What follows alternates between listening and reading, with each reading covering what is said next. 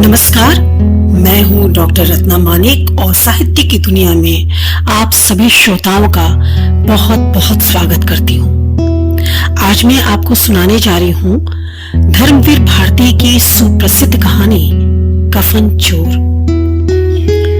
सकीना की बुखार से जलती हुई पलकों पर एक आंसू चू पड़ा। अब्बा, सकीना ने करीम की सूखी हथेलियों को स्नेह से दबाकर कहा, रोते हो? छी। बूढ़े करीम ने बांह से अपनी धुंधली आंखें पोंछते हुए कहा, बेटा, तुम बुखार में जल रही हो और मैं तुम्हारे ओढ़ने के लिए एक चादर भी न ला सका।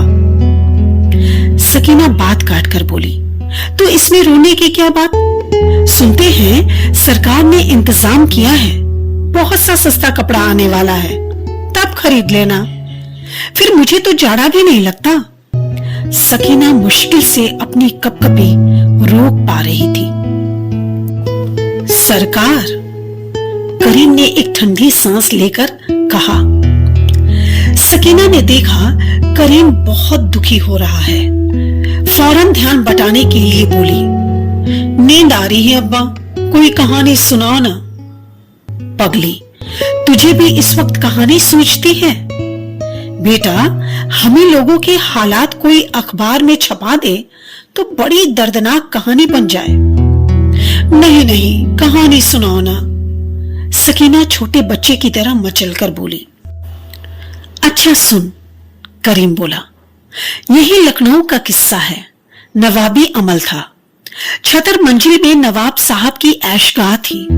दिन भर दोस्तों के साथ ऐश करने के बाद जब नवाब साहब आरामगाह में जाते थे तो उनकी पलकों में गुलाबियों का नशा रहता और उनके कदमों में शराब की छलकन।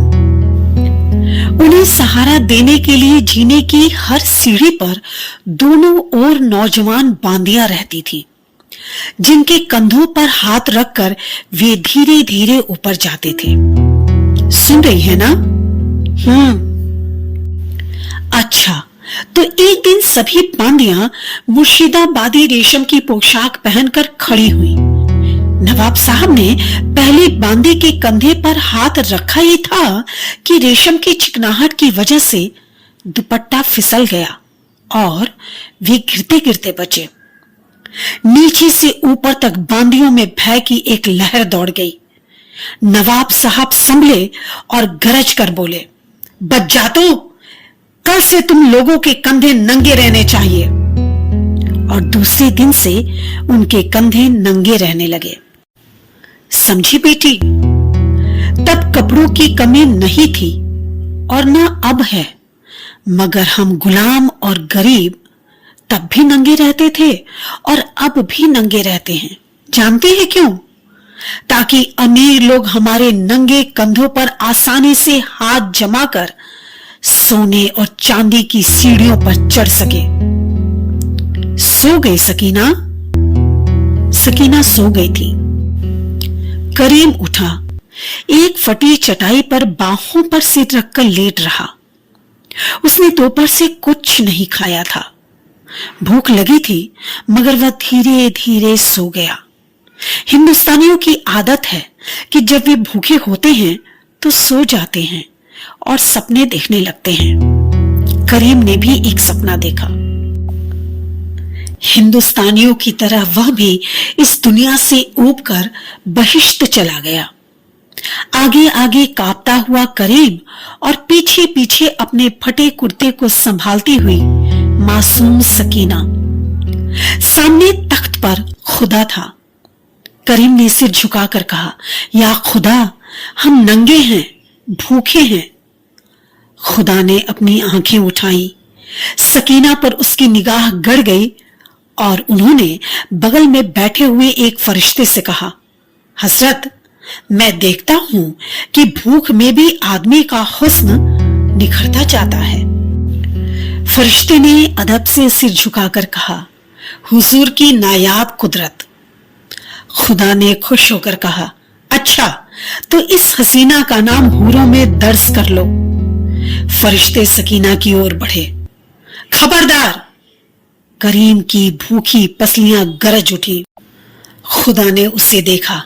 यह कौन है? निकालो इसे। कमबख्त, तूने इंसाफ का ठेका लिया है? करीम चीखा। उफ, तुझ में खुदाई हो मगर तूने अभी तक इंसानियत नहीं सीखी है। ओ धोखेबाज खुदा। सकीना फरिश्तों के हाथों में छटपटाती हुई चीखी, अब्बा।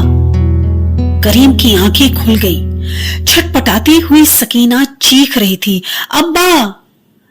करीम घबरा उठा। अब्बा, अब्बा चूड़ी चढ़ रही है। थरथराती हुई सकीना बोली। वह पानी से निकली हुई मछली की तरह छटपटा रही थी। करीम लाचार होकर उसकी ओर देखता रहा।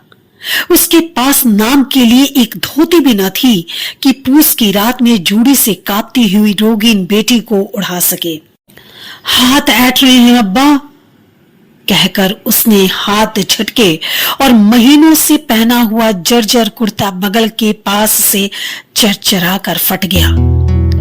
सकीना ने कोहनियों से लाज ढकने की कोशिश की मगर उसके हाथ की नसें तनी जा रही थी।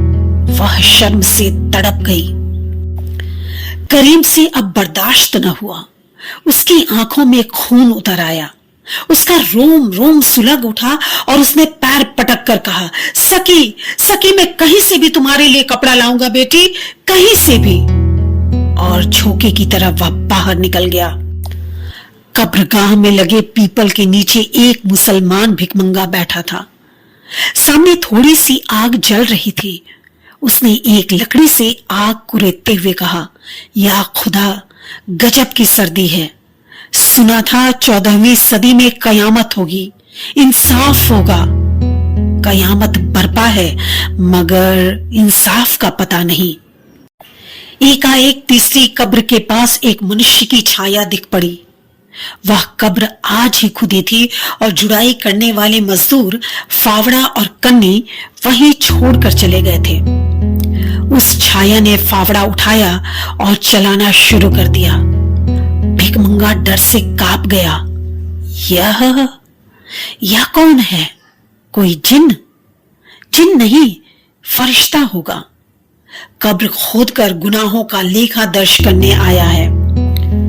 उसके मन में एक ख्याल आया, मगर वह इससे अरज करे तो दुनियावी मुसीबतों से छुटकारा पा जाएगा। वह कांपते हुए उठा और उसके नजदीक गया।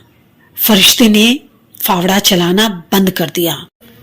हुजूर, आप पैगंबर हैं? खुदा के फरिश्ते हैं? मैं चुप रहो, बेइज्जती मत करो। मैं फरिश्ता नहीं, इंसान हूं। फरिश्ते ने चीख कर कहा। नहीं हुजूर, आप फरिश्ता। मैं चोर हूं बुढ़े, कफन चुराने आया हूं।